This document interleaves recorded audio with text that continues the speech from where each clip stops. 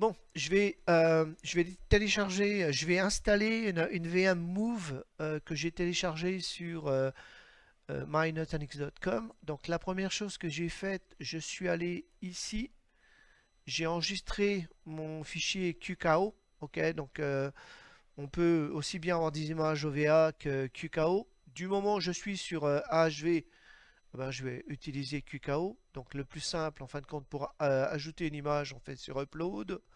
On donne le nom, on lui donne quel est le type, donc si c'est un fichier ISO, la QKO ou une OVA, ça sera un disque.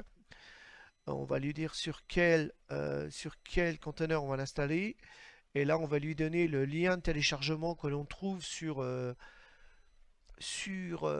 mynutanix.com. Ok, donc quand vous allez faire téléchargement, juste à droite, vous cliquez sur les trois petits points, il y a marqué copier le lien de téléchargement. Éventuellement, si vous l'avez déjà installé, si vous l'avez déjà téléchargé sur votre laptop ou sur enfin, sur votre ordinateur perso, vous allez ici, vous allez chercher directement là. Ok.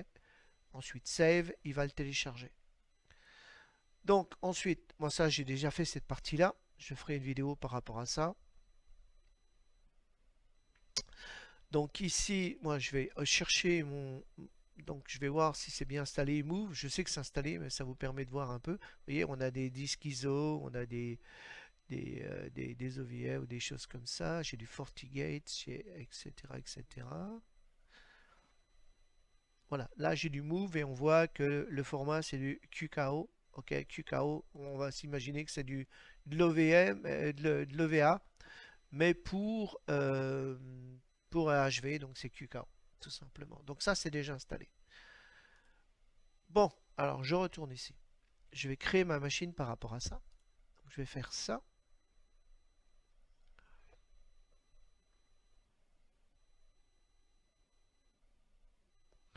Là, je vais lui donner un nom. Donc, nous, je suis pas tout seul sur ce lab, donc je vais être obligé de lui dire, je vais être obligé de spécifier le nom de la machine avec commençant par un, par Alain, .6 par exemple, comme ça je sais de quoi ça parle. Ici, en fin de compte, l'optionnel, on s'en description. Bon, c'est vrai que si vous savez pas ce que c'est bien de le mettre, ok. Outils, outils de migration, ok. Ensuite, on va lui mettre le nombre de CPU qu'on veut, 4 vCPU, un corps. Allez, je vais y mettre 8 pour ça, parce que je paye pas la mémoire. Non, je vais y mettre 4. Ensuite, ça c'est bon. Et là, c'est là qu'on va lui indiquer qu'il faut qu'il aille chercher, qu'il construise la machine à partir d'un fichier OVA ou d'un fichier QKO. Dans notre cas, c'est QKO. Donc là, au niveau du disque, c'est bon. Là, opération, je vais aller directement sur Image Services. Voilà. Et là, je vais aller chercher mon image Move. Voilà, qui est ici. Voilà. Ok.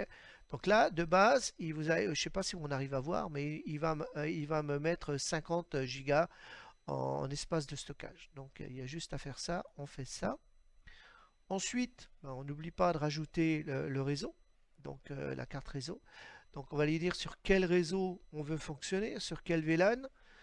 Ok, donc Move, normalement, c'est sur le management, puisqu'il faut vraiment connecter sur le management, au moins ça. Là, je vais le mettre sur Alain.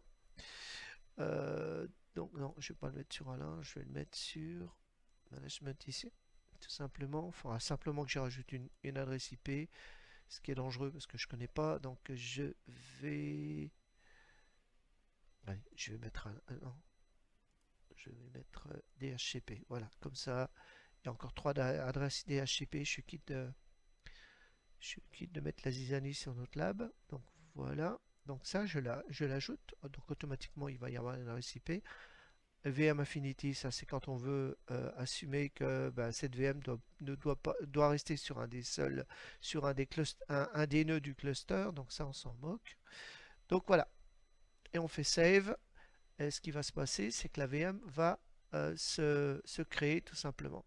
Quand la VM est créée, on va avoir une adresse IP. Donc voilà comment on installe une image QKO, enfin une VM à partir d'une image QKO sur Nutanix.